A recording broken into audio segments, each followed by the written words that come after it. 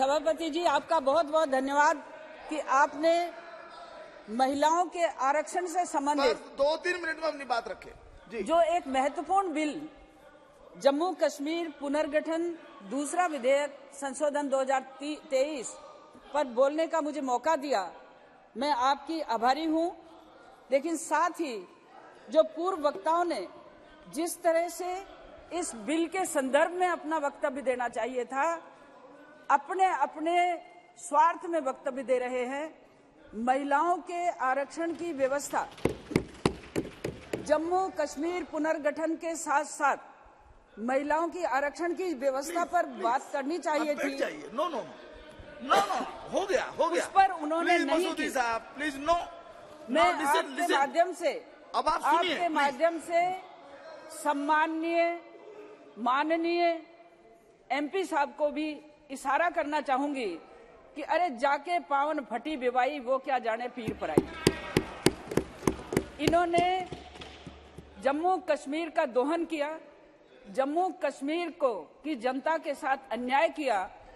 उसका हमारी भारत की सरकार माननीय हमारे गृह मंत्री जी ने और हमारे प्रधानमंत्री जी ने धारा 370 और 35A नहीं हटाई होती तो मैं सोचती हूं कि महिलाओं के आरक्षण की कोई बात भी नहीं करता। और जिस तरह से हमारी अनुसूचित जाति की बहनों को, अनुसूचित जनजाति की बहनों को, सामान्य बहनों को जिस तरह से दुर्व्यवहार होता था। देखिए ऐसा मसूदी साहब, देखिए नो नो नो सुनिए, पार्लियामेंट ने अपना डिसीजन दे दिया। नहीं प्लीज, एंडलेस कोई बातचीत नहीं हो सकती।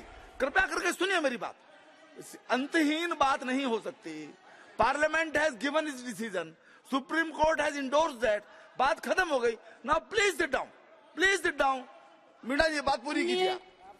ये एक वरिष्ठ वकील होने के बाद भी, सुप्रीम कोर्ट के डिसीजन के बाद भी अपनी बातें इस सदन में, इस सम्माननीय सदन में कह रहे हैं, ये जनता विश्वास नहीं करेगी। मेरा आपसे निवेदन है कि धारा 370 ना हटता, 35A ना हटता तो जम्मू कश्मीर की बहनें यदि दूसरे स्टेट में विवाह में करके चली जाती, उनको जिस तरह से मक्खी की तरह निकाल कर ये फेंकते थे, वो अधिकार अब उनको मिला है।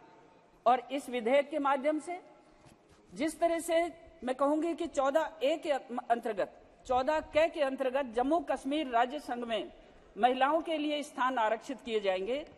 धारा 14 की उपधारा 7 के अधीन आरक्षित कुल स्थानों के यथासार 1/3 स्थान जम्मू कश्मीर संघ क्षेत्र में हमारी विधान परिषद में महिलाओं को मिलेगा, विधानसभाओं में महिलाओं को मिलेगा।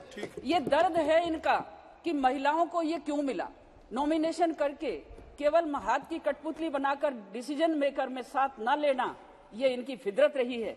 मैं कहना चाहूंगी कि आज जो ये बिल हम बहस के लिए यहाँ चर्चा में लाए हैं, इसके संदर्भ में कहना चाहती हूँ कि पहले जनगणना और सुसंगत आंकड़ों के, जनगणना के सुसंगत आंकड़े जब हमारे सामने आएंगे, प्रकाशित किए जाएंगे, तत्पश्चात इस परियोजना के लिए परिसीमन का कार्य चालू होगा और उसके उपरांत जम्मू कश्मीर में ये महिला आरक्षण बिल लागू होगा। मैं कहना चाहूंगी आपके माध्यम से कि आज जो नियत है इनकी, हमारी जम्मू कश्मीर में जिन्होंने हुकूमत की, उनकी नियत थी कि वो कभी भी समानता नहीं लाना चाहती।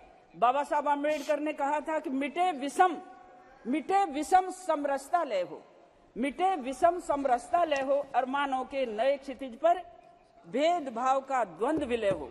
मैं ये कहना चाहूंगी कि जम्मू कश्मीर की बहनों को सम्मान के साथ जीवन जीने के लिए धारा 370 हटने के बाद इस बिल में जो पुनर्गठन की व्यवस्था होगी, आरक्षण की व्यवस्था होगी, उसके सामने ये कहते हैं कि नहीं, प्लीज बैठ जाइए। Navaskani ji please don't insist, it can't be permitted now. Okay बहुत डिस्कस हो गया। Jammu Kashmir already discussed very well. Please Navaskani साहब बोलिए। நன்றி மாண்புமிகு அவைத் தலைவர் அவர்களே। 2-3 minutes only.